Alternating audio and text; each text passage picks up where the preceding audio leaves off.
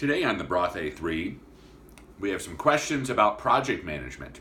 The first one, what's the most important thing for a project manager to do and keep in mind?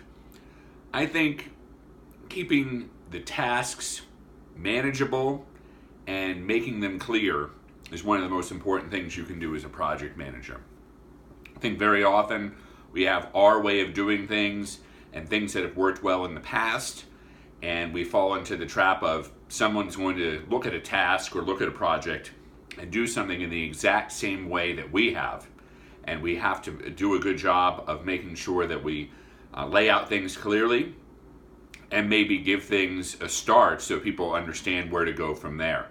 Good example is maybe a small project like a presentation.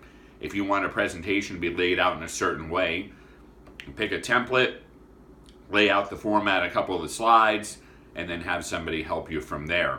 But if you just kind of give somebody just a list of tasks to do without any direction or any starting point, your project may be doomed to fail. Similarly, if you give someone a research assignment as a project, you might want to give them some resources as a starting point to look towards.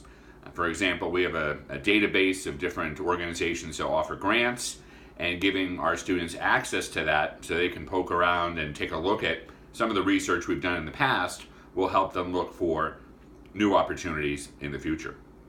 The second question, what creative problem-solving techniques do you use as a project manager?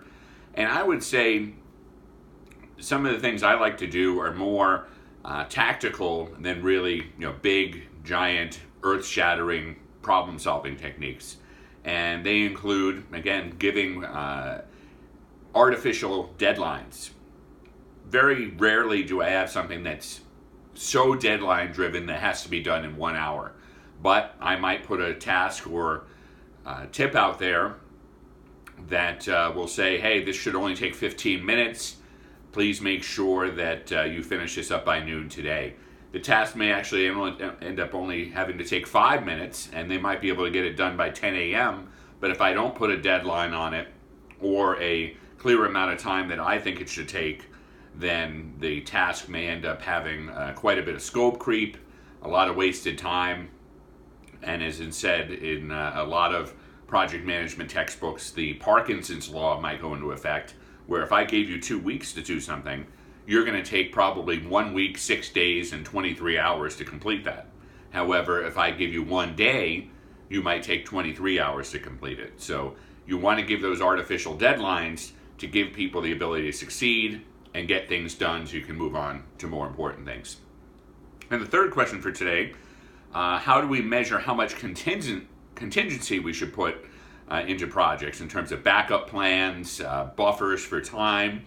And I think the more likely that you've done something in the past, or the more likely I trust you with a particular assignment, the less of a contingency I'm going to put into play.